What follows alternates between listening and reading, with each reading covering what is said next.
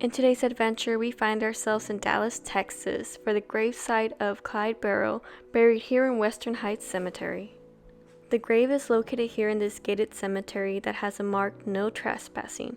However, the caretakers are usually here and give permission. The large gates here at the front are typically locked, but there is a stairway on the left that is always open. So who was Clyde Barrow?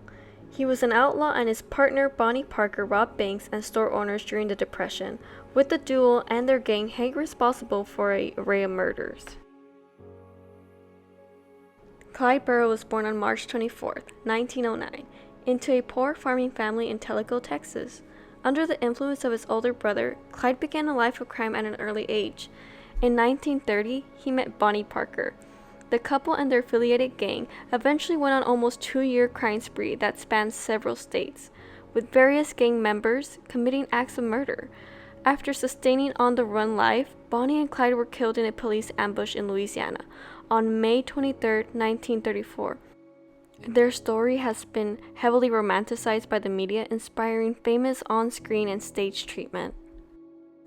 Clyde was the fifth of 7 children born into a poor household but close-knit family. His family farm failed due to the drought and eventually moved to Dallas, Texas.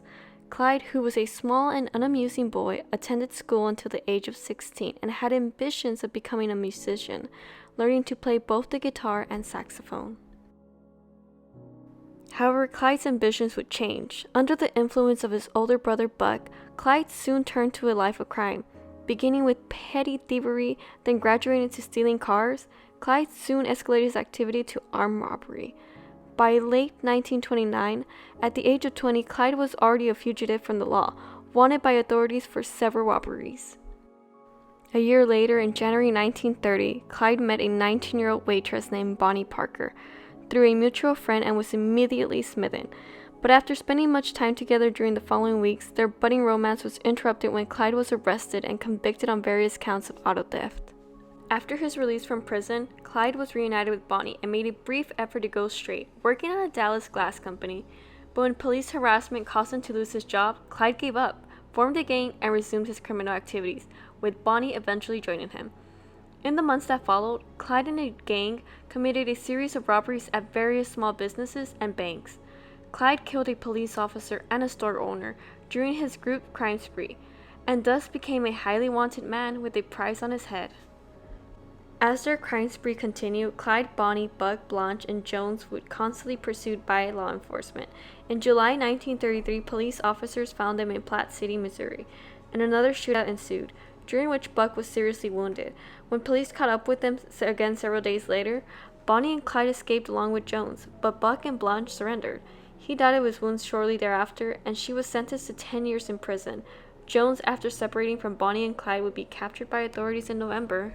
On May 23, 1934, Bonnie and Clyde were driving down a Louisiana back road when they saw Methvin's father standing by his broken-down truck.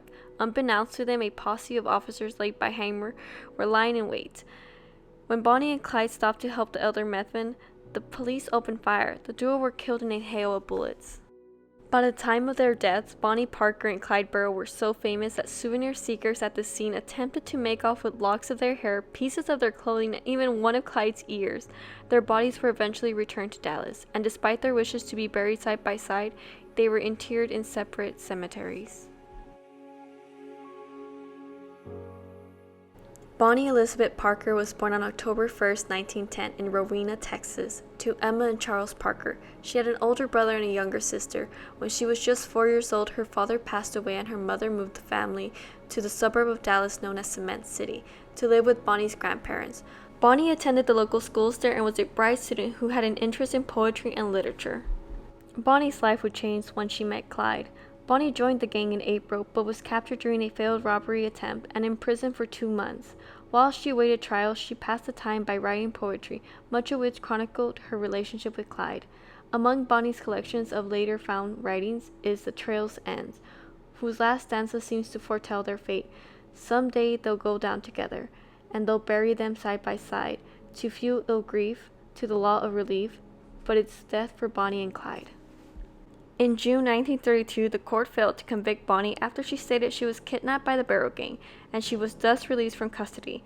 She immediately rejoined Clyde, and the couple resumed their crime spree with the gang, taking part in robberies that spanned several states. By 1933, the gang was wanted for several murders, including the death of various law enforcement.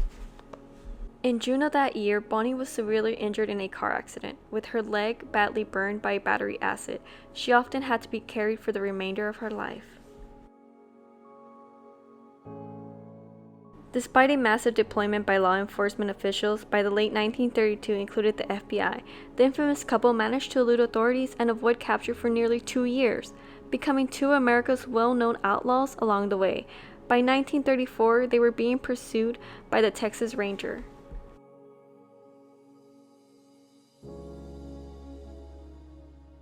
Although often depicted as Depression-era Robin Hoods who stole from the rich and powerful financial institutions, Bonnie and Clyde staged far more robberies of mom-and-pop gas station and grocery stores than bank heists.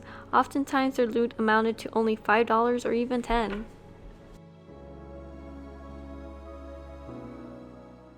Although linked in life, Bonnie and Clyde were split in death. While the pair wished to be buried side by side, Bonnie's mother, who had disapproved of her relationship with Clyde, had her daughter buried in a separate Dallas cemetery. Clyde was buried next to his brother Marvin underneath gravestone and his hand-picked, gone but not forgotten.